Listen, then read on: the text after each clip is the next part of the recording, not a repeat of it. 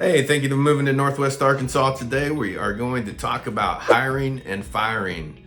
Not only agents, firing and hiring agents, but hiring and firing clients. So real quick, everybody in whatever state you're looking at, I hope you're looking in Arkansas. We'd love to have you come to this area. So if you're dealing with an agent now, you've got to get an exclusive buyer agency agreement or a non-exclusive buyer's agreement signed before you can show houses.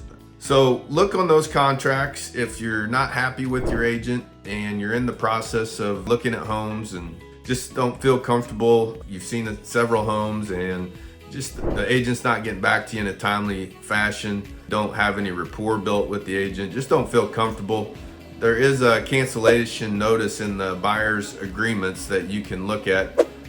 Before you even sign those, you need to review them just to make sure you're not getting a fee that you're not comfortable with in case you were to bail out of the agreement with the buyer's agent. Here at Flat Fee Realty, we don't charge any fees. Not to say we might not change that down the road, but as far as right now, we have a $0 cancellation fee.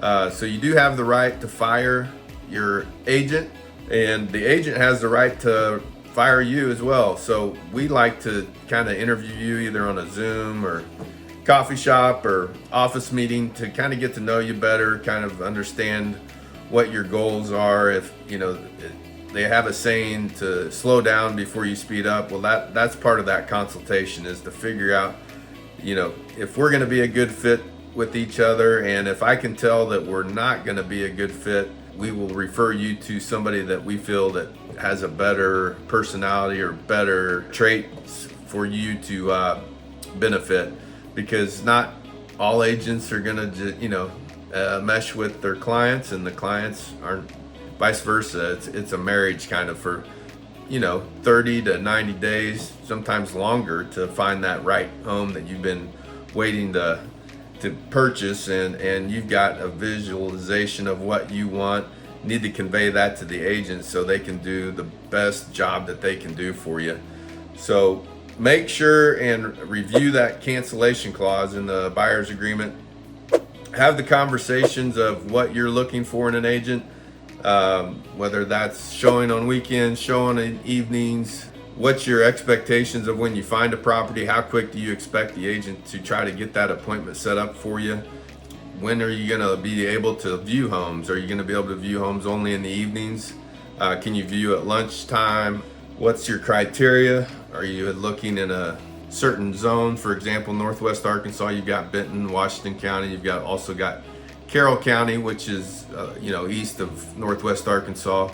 Have those conversations up front so the agent knows what the expectations are going to be with you, and then they can decide from there if they want to move forward.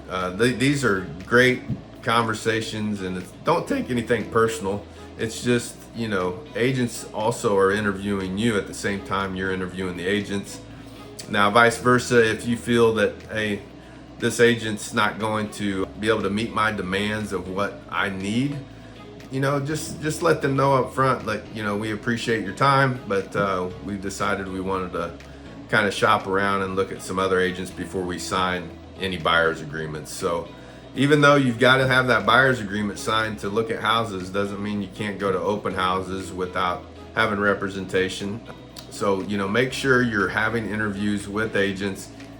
Like I said, if you're out of state, we can do a Zoom, or if you're in state, we can meet at a coffee shop or an office setting, whatever works best for you.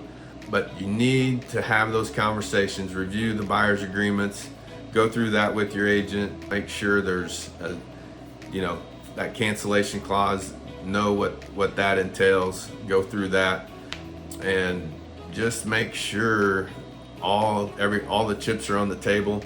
You have kind of full disclosure of what you're expecting of that agent, and the agent can then determine if they're going to be a good fit for you.